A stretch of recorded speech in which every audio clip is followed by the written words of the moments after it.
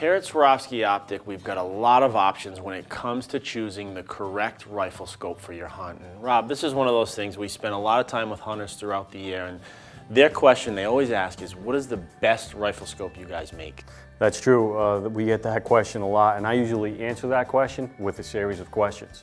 Yeah, you know, I kind of look at it the same way. Like, you ask them those questions, but I know there's not one correct answer for that question. It really depends on what type of hunt you're doing, what type of gun you're building, the caliber you're shooting, the conditions you're shooting in. So there's a lot of elements, and I think a lot of people generally have the idea to go right to the species that they're shooting. What's the best whitetail scope that you have? What's the best elk scope that you have? But what I tell them is let's back up a second and let's talk about all of those other options before you even get there, and kind of walk them through the process, and then they end up answering their own question.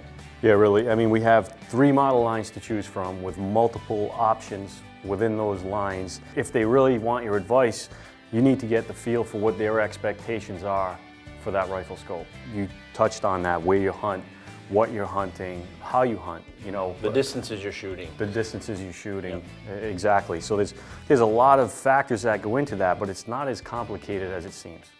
So let's first start by taking kind of a big picture to the family of rifle scopes. And our 3 main families are the Z3 line, the Z5 line, and the Z6. So let's talk a little bit about what that means and how we make our choices as far as just in the general lines. Right, well the Z3, Z5, Z6, what those numbers represent are zoom factors. So as you know, a zoom factor is the ratio of magnification from bottom to top. So on our Z3 is a perfect example. One of the most popular scopes we have is a 3:9. So you've got a 3 times zoom. So you've got on the low end 3 power, on the high end it's 9 power. And then when you move up to the Z5, a perfect example here, we've got our 3.5 to 18 by 44. So it gives you, you're able to go a little bit lower on the lower side, and you've got that more versatile zoom range and a higher magnification on the top end. Right, and that's what I like about having that option with the higher zoom factors is I like the higher magnification, but I don't like to give it up on the low end. Right. And then certainly as you move into the Z6, it's the same thing. A great scope to use is our 5x30. Now you've got significant high-end magnification, but you've also got the versatility to get down on low power, still have that big field of view, and get all the technical features everywhere in between. Right, and let's not forget that throughout that range, we have clarity, resolution. It doesn't vary within that range, and that's where the quality of our glass and our coatings and just the engineering, the construction of how it's built, that's where all of that comes together and gives you that quality optic. So I get the question a lot on versatility, why people need it, and I use the example, you could be going to Africa hunting Cape buffalo, and over there a lot of times it's in the brush. Target acquisition becomes very important. You've got a charging buffalo, you want to get on him quickly, so low magnification, big field of view is very important. But then you could be doing a whitetail hunt out west where you're shooting 400, 500, 600 yards, so you want that high-end magnification. And a lot of these rifle scopes, yes, certainly there are ones that are very specific, but then also we've got a lot that give you that versatility, so you can have one scope for a lot of different situations. Yeah, those are very good examples, and another example is you're living out of a backpack for maybe a week, you're in the mountains, so at that point, lightweight becomes important, but you want lightweight, but you don't want to give up quality optics. It's funny, the older I get, every single ounce seems like it's a little bit more than it was a few years ago. So the Z3s really come into play, and you know, a lightweight 3-9 on a lightweight mountain rifle really is an awesome package. Yeah, and really there's enough options, there's so many options that you can match a rifle scope and a rifle so they complement each other. You know, if you build a lightweight rifle, well, why wouldn't you put a lighter weight scope on it? And vice versa. If you have a dangerous game rifle, you want to have the wider field of view. You want to have, you're maybe a little less concerned with weight and more concerned with the field of view and the low light capabilities and so on. Yep, and I think you're hitting great points. You said you answered their question with a question. I think sometimes going into it, having to make that decision gets a little overwhelming. But I think once I stop people and kind of ask them the questions, the type of rifle and things like that, it kind of directs them to the specific scope that's going to be best for them. So if we start here with our Z3, obviously we talked of what Z3 means, but as far as lightweight, clarity, very popular sizes, the Z3 is really tough to beat. Yeah, Z3 it's our lightest line of rifle scopes and also the simplest. And when I say simple, I mean we have other features on our other model lines that aren't available and aren't necessary on a Z3. And that's the thing, you know, sometimes we talk, people always assume the bigger the better, but you know, if a guy's putting together a whitetail rifle in the Northeast, he's only going to be shooting 100 or 200 yards. He doesn't need to go to that high magnification. But it's not to say that he can't go out west or she can't go out west and use this on a really long shot because of the clarity of the optics and the performance of the scope as well. Exactly. The quality of the optics and coatings is consistent throughout our model lines. The differences in the model lines and comes down to construction and the options. And a lot of the construction does come into play because when you look at eye relief and ability to focus the scope as well, as far as the technical features, really it's tough to outperform these Z3s. Yeah, Z3 is tough to beat. So then as we move up into the Z5, the first thing you notice looking at the scope is this third turret, and I think some people get a little bit confused at first of what that actually is, but you know, it all comes down to having the extra magnification where typically these scopes are going over 12 power, where we saw in our Z3s, you're talking you know, 3 to 9, 3 to 10, 4 to 12 kind of magnification, but once you get above that 12 power, it's really where you need to start correcting for parallax.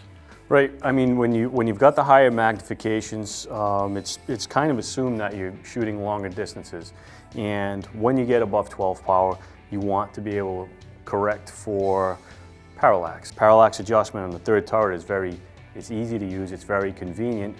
You can actually adjust it while you're in the shooting position, and it just gives the rifle scope that extra bit of precision for longer range shooting. The next biggest thing internally for me with these scopes is our 4-point spring coil system. And the coil system, that 4-point spring coil system, we developed years ago in our 30mm PH series, and it's still in our Z6, and we'll talk about it a little bit, but on the Z5 it was the first time we were able to bring that type of spring system into a 1-inch scope. A lot of the other scopes out there, 1-inch, including our Z3s, use some sort of leaf spring system. That still is a great spring system. They've used it for as long as they've made rifle scopes. But having the 4-point spring coil system gives you that added insurance. It does. The 4-point coil spring system was developed back in our PH line of rifle scopes. That is a proven system, and it's exclusive only to Swarovski Optik.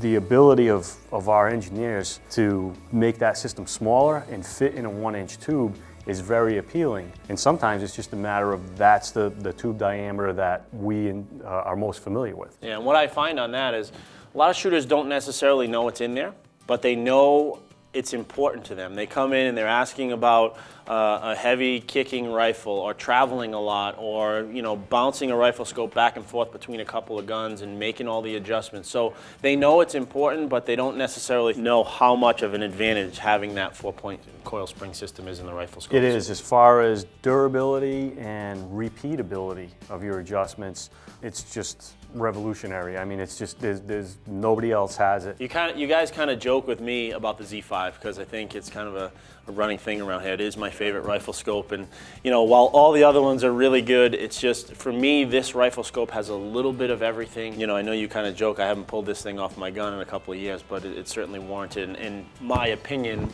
pound for pound, one of the best rifle scopes out there.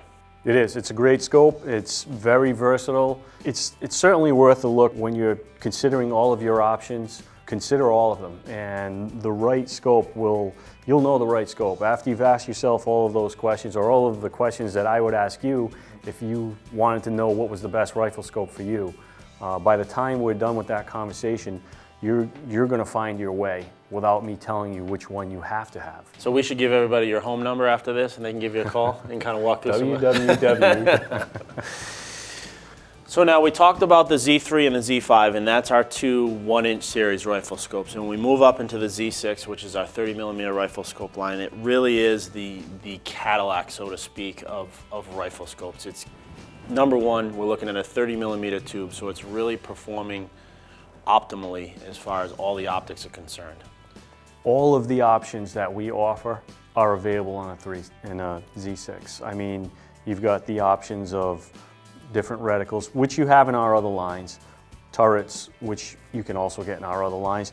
Illumination, you can only get that in a Z6. And illuminated scopes and illuminated reticles is really a growing percentage the last few years. We've seen a lot more interest in them, and you know, we designed our new illumination unit. It's really still stays very slim and compact on the rifle scope. A lot of the illuminated units and rifle scopes that came out early on were just big and heavy and bulky, but this still keeps a very clean and clear design through the whole rifle scope. So, you know, so many guys, I know you and I are the same way. When we design our rifle, we don't like it big and bulky, and now you can have a nice illuminated unit and it's still in a really sexy scope. It is really, and it adds a fraction of weight to it. Not only do you have the parallax adjustment when you go above 12 power in that model line, but once you get into a Z6 that has a third turret parallax adjustment, you also get high definition glass in the objective. And that's not something that we talk about all the time, but that's a benefit that, boy, it sure is nice. It's one of those things. I think high definition kind of gets lost in today's technology because TVs and everything it's so common. But to have it in a rifle scope in the higher magnifications, when you're